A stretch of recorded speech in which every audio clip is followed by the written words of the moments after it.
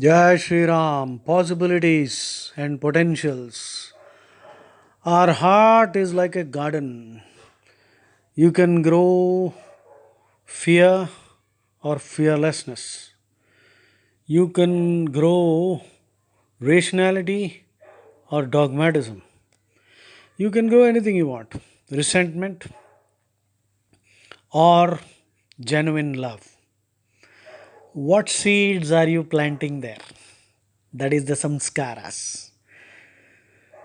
Potentials, there are infinite. Every human being is a born genius.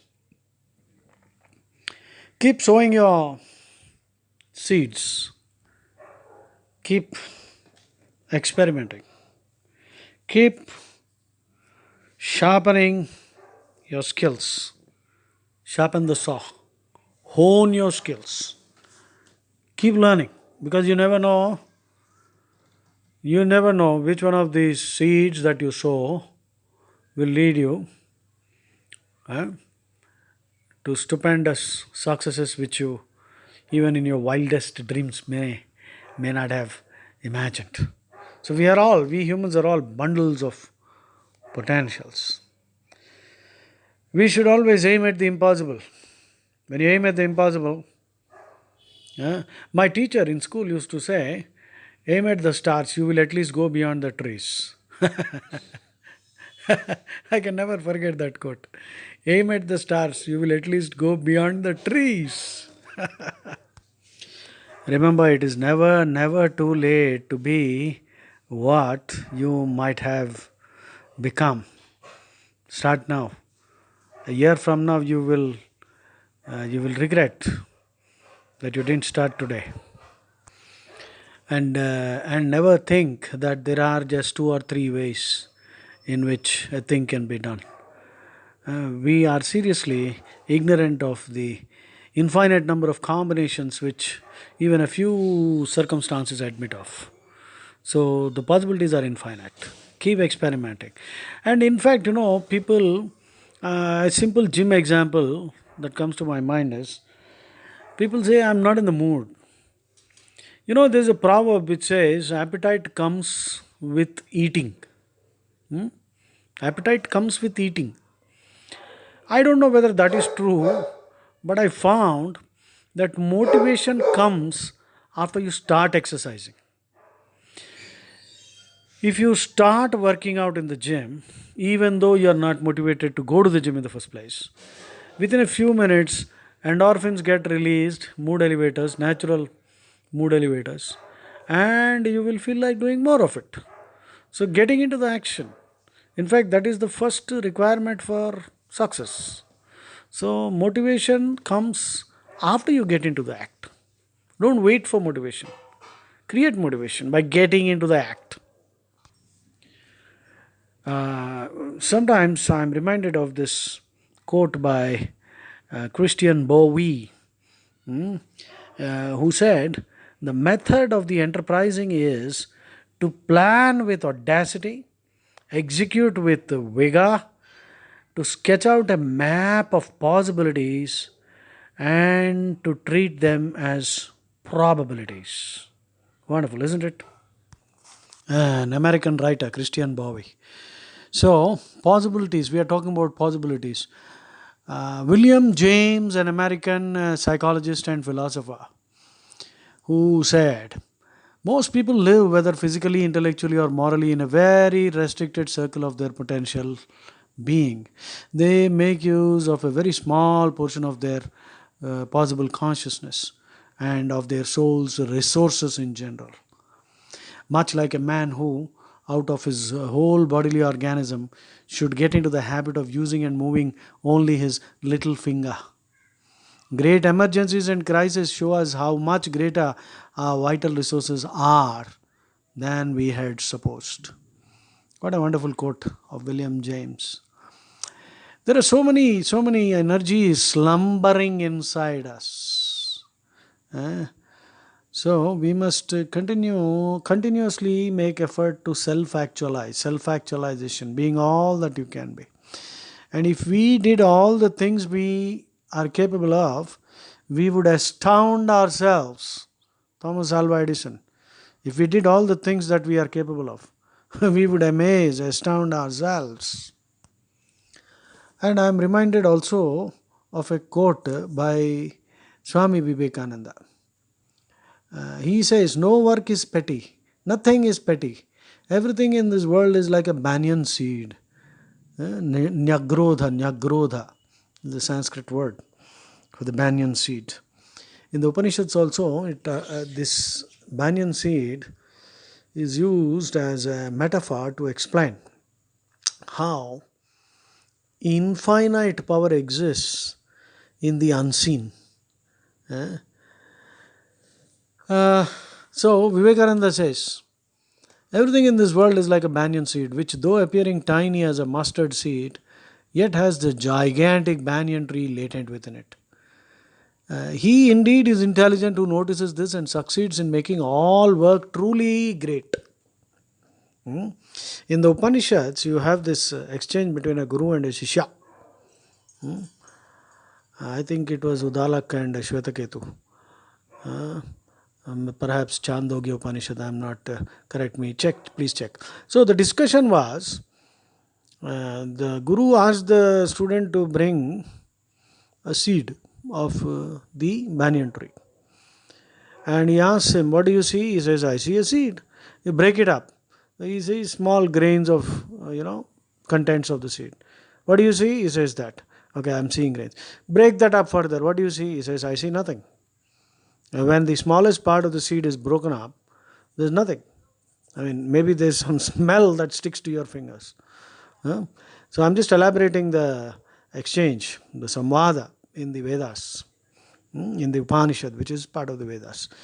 So the Guruji says, see, you see nothing, but in that nothing lies that gigantic banyan tree.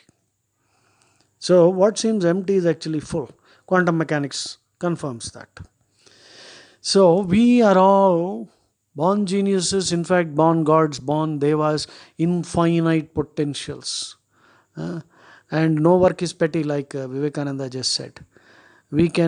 Every work can become a divine act if it is done with the attitude of service to Krishna.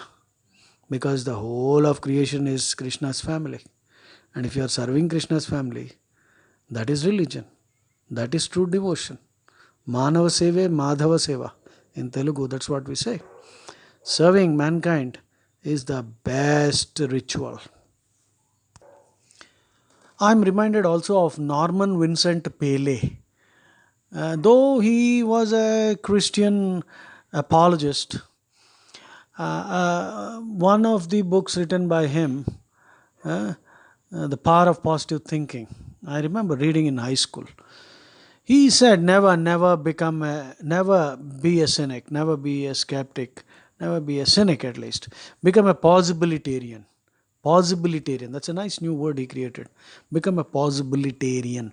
No matter how dark things seem to be or actually are, raise your sights and see the possibilities. Always see them, for they are always there. Life is full of rich possibilities. Man is a promise that he must never break. Man, you, we, all of us are promises. We are promises. Just think about it. But we have broken those promises, but it doesn't matter. We can try again. The promise is still intact. We can live up to it. Most of us, do not use more than maybe 10% of our potential, isn't it? There are so many quotes you must have heard of. So we do not come anywhere near exhausting the resources dwelling within us. And there are deep wells of strength that are never used. Carl Sagan once said, somewhere something incredible is waiting to be known. Carl Sagan, if you have seen the TV serial Cosmos, astrophysicist, a great scientist, NASA director, and he started the TV series Cosmos. And he was a very well-read man. He had great respect for the Vedas and Upanishads. In fact, he said The Hindu concept of time comes closest to reality. Hmm? The Hindu cosmology, according to the Vedas, is closest to reality. He says somewhere something incredible is always waiting to be known. I mean, this is, sometimes we might feel that all that is worthwhile to be discovered has already been discovered. What else is there? That is an extremely cynical attitude. Newton, I remember, once said when his nephew asked him, I believe his nephew asked him on his deathbed, Uncle, hmm, the whole world thinks that you are a genius. What do you think of yourself? I believe Newton said, I am like a little boy picking pebbles on the seashore. Now you see a simple quote, but it is pregnant with meaning, so profound. What he meant was, just imagine how many pebbles might be there on all the beaches on planet Earth. Hmm? Infinite, isn't it? You cannot count the number of grains of sand and pebbles. So what he meant was, I just discovered a law too. There are infinite numbers of things that are waiting to be discovered. Hmm? So what a wonderful quote. Leigh Brown, another great writer, who said, the limitations you have and the negative things you internalize are given to you by the world. The things that empower you, the possibilities, they come from within. The limitations and the negative things you internalize are given to you by the world, but the things that really empower you and the possibilities come from within you. So remember, your state is a field of infinite possibilities. A vast, silent reservoir of possibilities exists within all of us. Often, we fail totally to recognize the possibilities within all of us. And that, I think, is the most common and most dangerous mistake we all make. Everything that we have achieved represents just a fraction of our potential. Eh? If only we keep trying. Eh? If only we understand, like the Vedas say, tapasa vindate phalam. Tapasa vindate phalam. Tapas basically is a word which means austerity. Tapas means study. Tapas basically means when you make a concerted, dedicated, sincere effort. Pursue avidly the truth. That is tapas. That's all. Tapasa vindate phalam.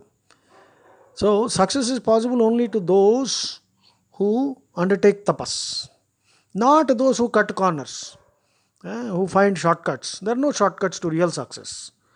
I am reminded of a small modern day parable. Hmm? The parable is like this: there is a chicken and a bull. These two are friends.